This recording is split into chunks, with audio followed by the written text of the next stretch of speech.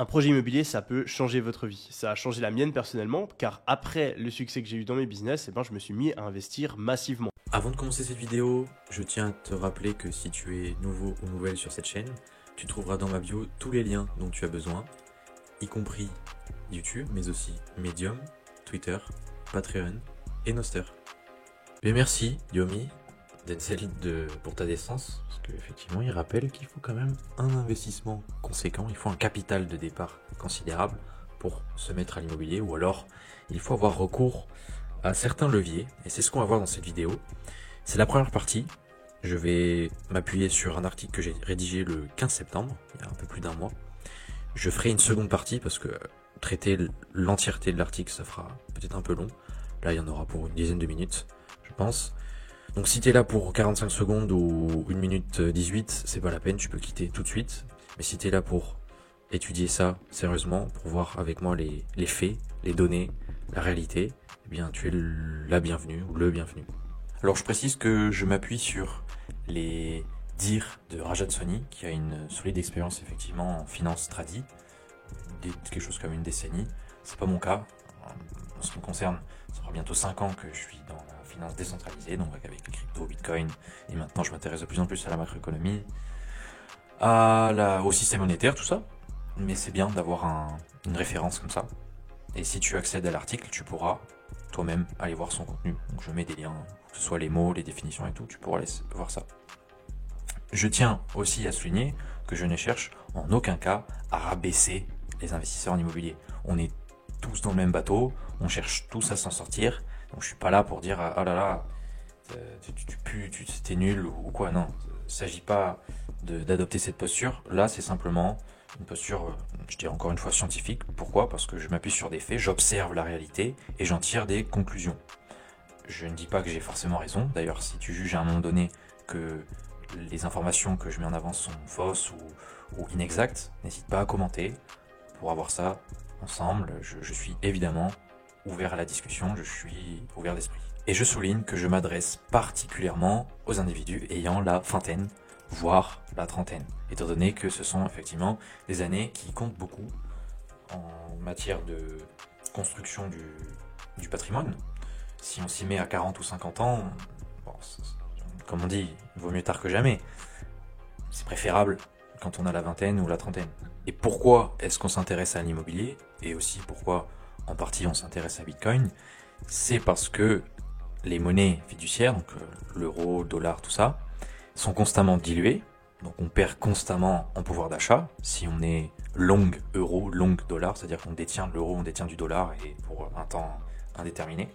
Donc l'idée c'est de s'exposer à un marché X ou Y, donc en l'occurrence l'IMO ou Bitcoin, afin d'échapper à l'inflation, de garder la tête hors de l'eau, voire obtenir des rendements, connaître une appréciation de son capital. Alors premièrement, la nature de l'actif. L'immobilier est effectivement réputé pour sa sûreté et l'appréciation de son prix année après année, tout ça en fonction bien évidemment des zones géographiques. Il y a aussi le fait qu'il est tangible, ça rassure une grande partie des gens, voilà, de se dire c'est de la pierre. Mais c'est aussi et avant tout, et ce point je vais vraiment le souligner, le surligner, l'entourer dans tous les sens, c'est que c'est un bien utilitaire. C'est avant tout une maison, un appartement. Ça sert à quoi ?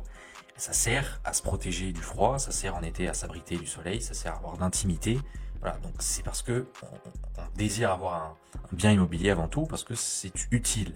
Voilà, c'est pas pour spéculer, c'est pas pour en acheter 46, et voilà. À la base, c'est ça. Et je vais le rappeler, je le dis une première fois et je le rappellerai sûrement. On l'oublie en fait, on l'oublie. Et pourtant, c'est essentiel. Quant à Bitcoin, cet objet circulant non identifié, comme j'ai dit, que très peu de monde comprend, eh bien, cet adolescent de 15 ans a eu un parcours très mouvementé, faut le dire, jusqu'à maintenant, et c'est difficile de saisir sa nature, parce qu'il faut étudier quand même pas mal d'heures le sujet, c'est pas en regardant une vidéo YouTube de quelques minutes qu'on peut réellement comprendre les enjeux. Et aussi, faut quand même rappeler que son utilisation, certes, est purement digitale, mais tout cela repose sur du matériel tangible.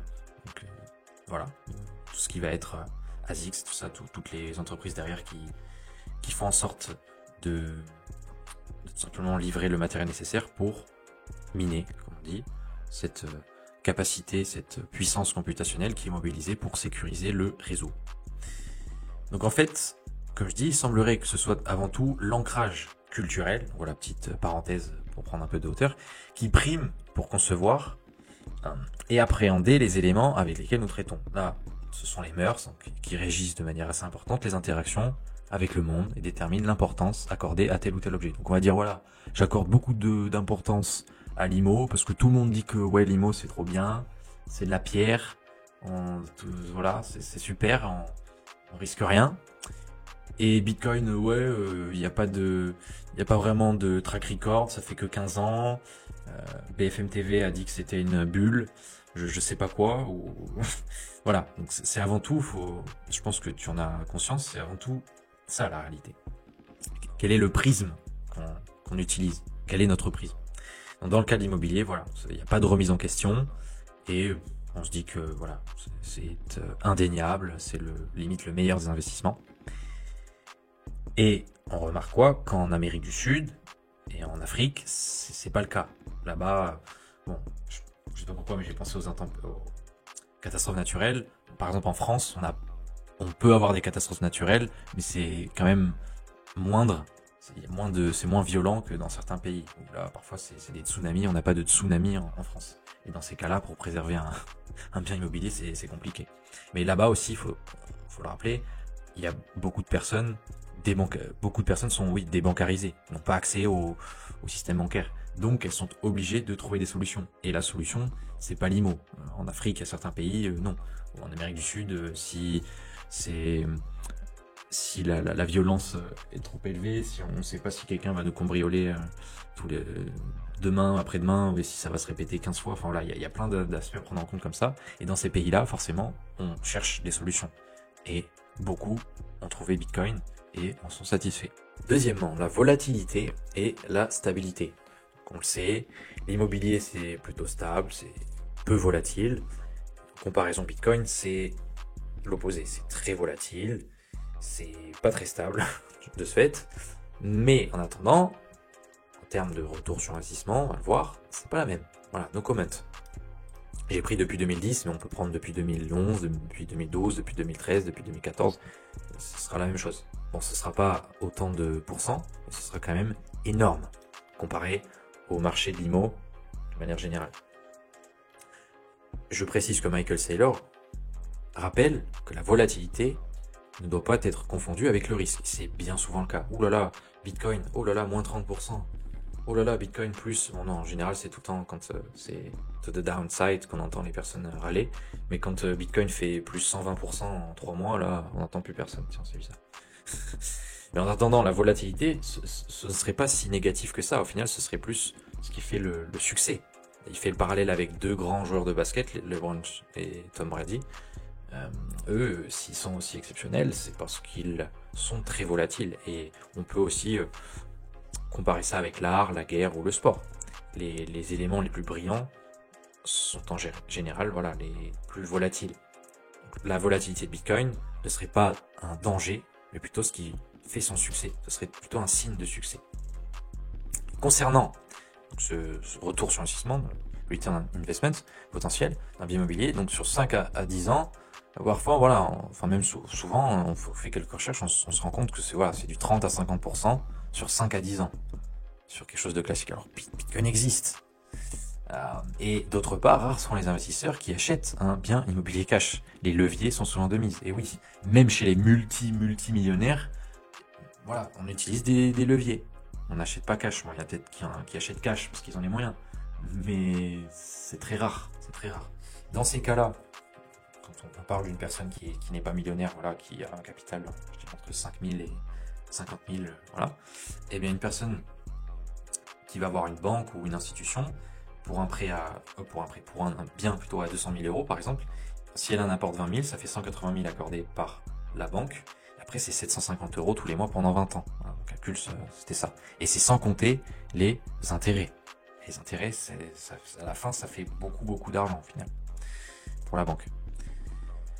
Donc, Qu'est-ce qu'il faut comprendre, selon moi, sur ce point, c'est que l'investissement en immobilier est plus risqué qu'on le pense, parce qu'on peut aussi vivre des crises comme en 2008, où là, les investisseurs ne peuvent plus rembourser leurs prêts. Donc là, c'est bankrupt, c'est terminé. Alors que Bitcoin, il n'y a pas de levier, comme il dit Rajat. Ici, le fait d'avoir recours à un levier, eh bien, ça ajoute du risque au niveau du portefeuille. Le fait d'avoir un levier, en fait, ça enlève une grande partie des possibilités. Parce qu'on est un peu pris au piège, en quelque sorte. Alors que Bitcoin, non. On peut mettre 50 € tous les mois et il n'y a pas besoin d'avoir recours à un banquier. Et il n'y a aucun souci. C'est là où c'est beau, c'est qu'il n'y a pas besoin de levier. On peut emprunter de l'argent pour acheter du Bitcoin, ça c'est toujours possible. Mais c'est pas nécessaire. Dans le cas de l'IMO, c'est quasiment incontournable. Voilà sur ce point. Ce troisième point, clairement, Bitcoin écrase, encore une fois, l'IMO, sur l'aspect de la liquidité et de la divisibilité. Si un Bitcoin s'échange à 100 000 €, on peut très bien vendre 50 000 sats, 50 000 Satoshi, soit 0,0005 BTC pour avoir 50 €. Voilà, on a vendu une partie très minime de son capital en Bitcoin. Pour ce qui est d'un bien mobilier qui est par exemple évalué à 100 000 €, on va prendre les 6 chiffres, on peut pas vendre une parcelle contre 50 €. Soit on vend le bien en entier, soit rien. Ça, c'est ce qui fait la beauté de Bitcoin aussi. Pour quelqu'un que ce soit un petit capital même de 4 ou 5 chiffres, ou un capital à 6 chiffres, 7 chiffres et plus. Ici, je rappelle comment fonctionne la divisibilité de Bitcoin. Donc, un Bitcoin, c'est 100 millions de sats, Satoshi. Et donc, un sats, c'est 0,1 Bitcoin. Voilà. C'est un point très important. Et je ne comprends pas pourquoi aussi certains investisseurs oublient cet aspect. C'est fondamental. La liquidité. La divisibilité, là c'est surtout la divisibilité. Bon, la liquidité, c'est aussi le fait de pouvoir trouver un vendeur ou un acheteur. Ça, on y reviendra. Mais voilà, ça rend quand même les choses plus liquides aussi. Quatrième point, parlons peu, parlons bien. Un investissement sur Bordeaux, en moyenne, en l'espace de 10 ans, a connu une appréciation de 80%. Ah, après, ce n'est pas négligeable, selon le patrimoine de départ. C'est sûr, si c'était un bien qui valait 1 million, à l'arrivée ça fait 1,8 million, ça fait quasiment 1 x 2. C'est sûr, c'est très bien. Mais néanmoins, comme je dis, cela reste à des années-lumière des performances de Bitcoin. Le truc avec Bitcoin, c'est qu'il n'y en aura jamais plus de 21 millions.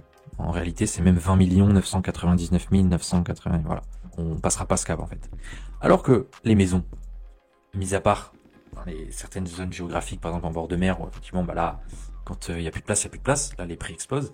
Mais il y a beaucoup de zones dans lesquelles on peut toujours en construire plus. En tout cas, on pourra en construire pendant encore très longtemps. En revanche, c'est pas le cas de Bitcoin. Pas du tout. En 2034, 99% de l'offre aura été minée. Voilà. Et le dernier pourcent sera miné en un siècle. De ce fait, même un petit peu plus d'un siècle. Autant dire que c'est un peu plus rare que l'immobilier et les maisons. Aussi, là, c'est pas moi qui dis, c'est Rajat dans un tweet. L'investissement en IMO est comparable à une religion. Les investisseurs vont regarder les performances de Bitcoin sur les 6 derniers mois pour justement se dire oh mais voilà, regarde comment ça a chuté sur les 6 derniers mois Bitcoin, clairement l'immobilier c'est mieux. Mais pourquoi est-ce qu'ils ne regardent pas le graphique et pourquoi est-ce qu'ils ne dézooment pas? Pourquoi ils ne regardent pas sur 1 an, 3 ans, 5 ans, 7 ans, 10 ans? Je ne sais pas. Et aussi les fondamentaux. Les fondamentaux, c'est une offre qui est limitée, qui est finie, qui est incorruptible et c'est totalement décentralisé. Et encore, ce ne sont que 3 points parmi tant d'autres, mais ils sont très importants.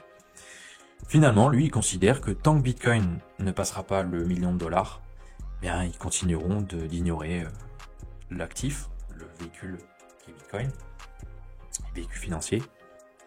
Et au final, ils se retrouveront à une perte de 90% et plus en BTC. Donc ils pourront acheter 90% de moins de Bitcoin à l'arrivée, voire plus. Ils seront perdants. Voilà.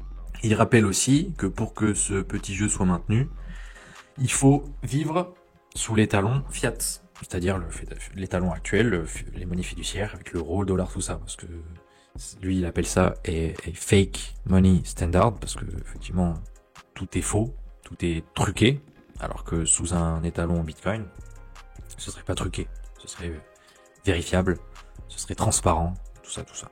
Et c'est le seul moyen pour eux justement de pump their fake hasted bags. Parce que sans, encore une fois, cet étalon fiat, on peut pas faire les mêmes coups. On peut pas utiliser on peut pas procéder de la même manière pour générer des revenus et faire des moves, faire plein de plans financiers avec l'immobilier. Voilà. Concernant les rendements, alors il y a des rendements avec l'immobilier. On peut par exemple, j'ai pris le cas de Bordeaux, on prend un T3 à 250 000 euros, loué à 800 euros. À l'année, ça fait du 4% de rendement par rapport à la somme, par rapport au prix du bien. Mais, pas oublier que pour rivaliser avec l'inflation, eh bien, ça passe pas. Parce que l'inflation, maintenant, c'est 5%, voire plus. 6, 7, 8, 9, 10%. Enfin, donc, on s'appauvrit quand même, en fait. avec un rendement annuel de 4%. Et oui.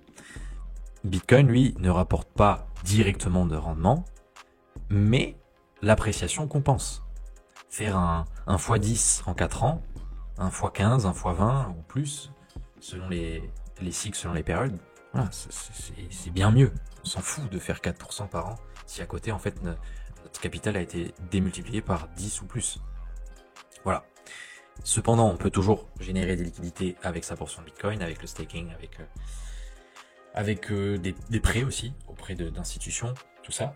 Mais le problème, c'est qu'on fait une croix, comme je dis, sur la garde personnelle, self-custody de son PTC, et ça reste fondamental. C'est très regrettable de faire une croix sur la garde personnelle de sa portion, parce qu'à ce moment-là, autant mettre son patrimoine en banque et déléguer ça au banquier, quoi. Ça, on en revient au même point. 6e point, la réglementation et le cadre juridique. Je pense qu'on peut faire le parallèle avec ce que je disais au début, par rapport aux mœurs, par rapport au prisme commun, par rapport à la perception générale de l'immobilier et de Bitcoin. Il est vrai que l'immobilier, a un cadre réglementaire depuis des décennies, voire même des siècles. C'est déjà en place partout, en tout cas beaucoup de pays. Et que Bitcoin, on a souvent essayé de le mettre plus bas que terre. En Chine, combien de fois le gouvernement chinois a essayé de bannir Bitcoin. Dans certains pays en Europe, la Banque Centrale Européenne qui dit que Bitcoin c'est un scam, des propos similaires. Aux États-Unis avec la SEC ou bien certains démocrates qui font tout aussi pour mettre des bâtons dans les roues aux développeurs, du moins je veux dire aux personnes qui développent dans le milieu, tout ça. Mais le vent tourne. En Russie par exemple, ou même aux États-Unis avec Trump, même si c'est plus un shitcoiner qu'un bitcoiner, mais quand même. Après, que ce soit Kamala ou Trump, des milliers de milliards continueront à être déversés sur les marchés et la masse monétaire M2 continuera à être diluée. Quel sera le résultat? Encore une fois, la résultante sera l'appauvrissement des épargnants, du moins des épargnants en dollars et en euros, tout ça. Pas des épargnants en Bitcoin. Voilà, mais le vent tourne, encore une fois. Le truc, c'est que, comme je dis ici, c'est donc un avantage pour s'orienter lorsqu'on ne possède pas ce brin de cypherpunk qui nous pousse à prendre ses responsabilités sans crainte. Et oui, quand on se dit c'est bon, l'immobilier, c'est carré, c'est réglementé, il n'y a pas de souci. On nous dit quoi faire, comment faire, tout ça. Eh bien, si on n'a pas ce brin en fait de cypherpunk, c'est compliqué justement pour avancer. Donc là, je vais un peu plus loin, je dis être courageux ou être courageuse et à s'initier à la cause de Bitcoin. Et je terminerai ce 6e point par ceci. On a malheureusement tendance à choisir le connu à l'inconnu. Donc pour résumer, les choses sont en train d'évoluer. Même si ça a été compliqué pendant des années, maintenant on s'attend à un avenir beaucoup plus radieux pour Bitcoin, tant justement sur le plan réglementaire que qu'un site, ou même, je dirais, purement pratique pour les particuliers, pour les personnes qui sont débancarisées, ou pour les commerces en Occident aussi. Bref, ça avance. Pour ce qui est de l'IMO, on verra pourquoi, encore plus en détail, cela rend pauvre d'investir en immobilier. Mais pour en revenir au titre, eh bien déjà, il faut un levier. Et alors déjà, il faut obtenir le levier. Donc si nous n'obtenons pas le levier, c'est pas la peine. De deux, si on obtient le levier, mais qu'il y a un gros souci, eh bien là, effectivement, notre capital peut en prendre un coup. Donc on reste dans la pauvreté, voire même on plonge encore plus dans la pauvreté. Et si Bitcoin effectivement continue sur cette lancée, à la fin, peu importe la performance de son bien immobilier, on aura toujours le pouvoir d'achat final ne permettra pas d'acheter plus de Bitcoin, mais moins de Bitcoin. Si dans quelques années, on se retrouve, et on se dit, oh, Bitcoin, en fait, là, c'est 7 chiffres maintenant. Un Bitcoin s'échange à plus de 7 chiffres. Et que l'IMO va continuer à faire ses perfs de 2 chiffres sur 10 ans.